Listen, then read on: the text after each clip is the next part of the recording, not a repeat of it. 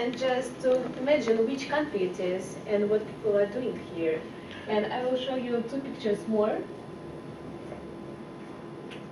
And Germany? Yes, German and of wall. course it's Germany. And you can understand that it's a wall, yes, in Berlin. And the people, the country was divided in 2 parts, West Germany and East Germany. Of course, with the occupation zones of the United States and Russia. The USSR, yeah. And I want you to imagine how people were living at this time. The families were divided, and the parents couldn't see their children, and they couldn't meet each other, and to send simply letters, they couldn't. And I want you to introduce the person who was the cornerstone. I want to introduce you the person who was the leader of the Social Democratic Party in Germany, and he was the main. Oh my God, I'm sorry, I'm very nervous because here on this slide I want to show you the statistics of the period that more than 200 people were shot dead when they tried to escape from one part of the country to another part, and over 100,000 people attempt to escape by going over and under the wall, and between 5,000 and 10,000 people succeeded, so it was possible. And now I want to introduce you the person Herbert and Karl Fram, or Willy Brandt, and I will explain you later why he has 2 names. Here is the dates of his life, and my presentation is about his childhood and early life, his career as a politician, and the contribution and memory after his death. And to begin with, childhood and early life. So Willy Brandt was born as Karl Herbert Fram on 18 December 1913, and he was born by, in very poor family, and he was grown alone with his mother because he didn't see his father, so he was alone.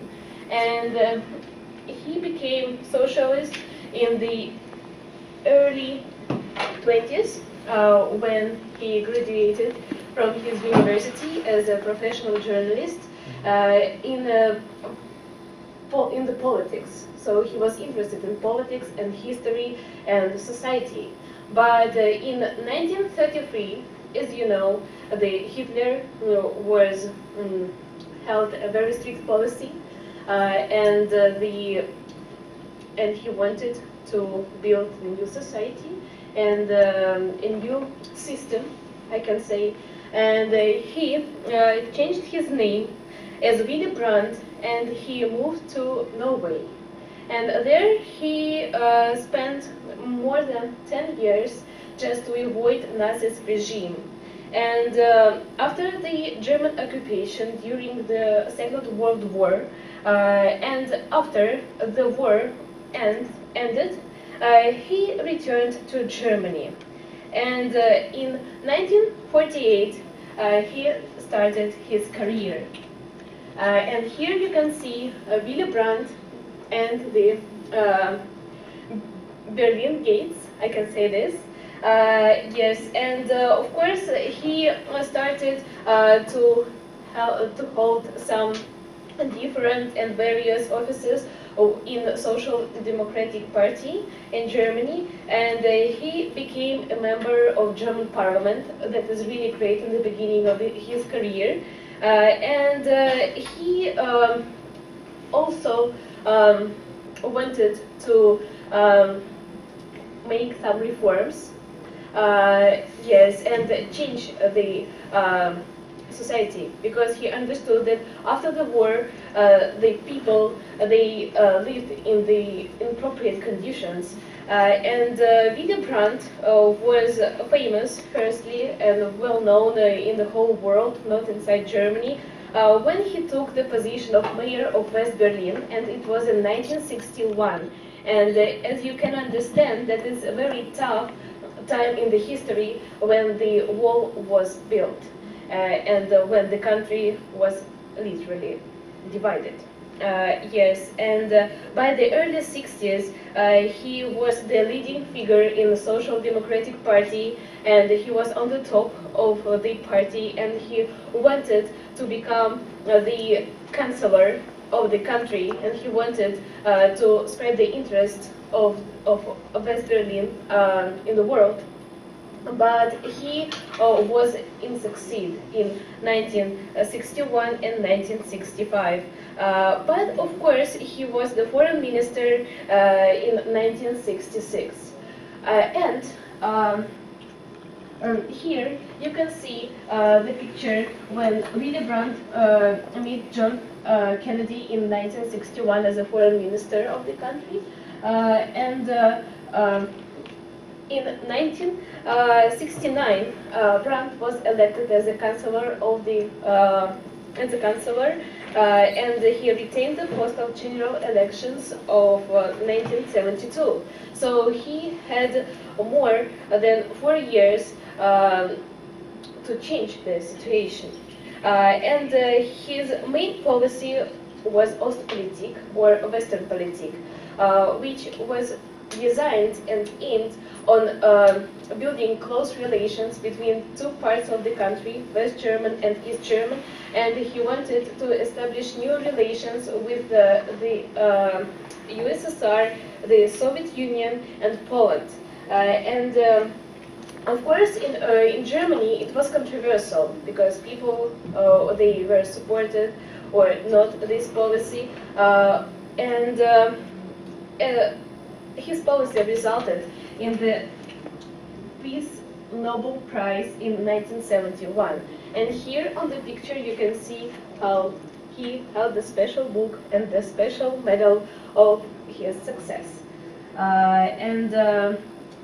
A year later, Willy Brandt met the French President Georges Pompidou in Cologne. Yes, and here he was the leader of Social Democratic Party in 1983. So he held a speech there about the country and about the conditions in the country. Of course, here you can see that in 1983 he took part in a Socialist International Congress, and he was a honorary chairman of the Social Democracy Party till his death. He continued to be the member of European Parliament till his death. Here he was a Man of the Year in the Time magazine, and of course you know that it's a very great. I think he reached a success that he is on the front page of the Time magazine. After his speech behind the German nation in 1990, the wall was finally fell down and it was broken.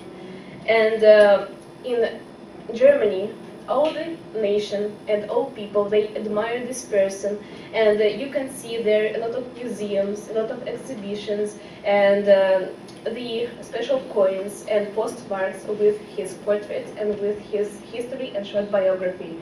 And today I introduced you the person who is really important not for the Germany, not for the German nation, but for the whole world, because he changed completely the history and the future development of the country. And now I want you to pay attention on this simple phrase: peace is not everything, but without peace everything is nothing. And I want you just to think about this and to think about the meaning of the word peace, and to compare nowadays situation and the situation in the 90s, and just to understand that we live in a very peaceful time. and we can afford a lot of things in our life. And to finish my presentation, I want to show you the simple video that people This is the moment when people break the wall. And they were very happy. Then they can meet each other, and they can finally unite as a family, and they can finally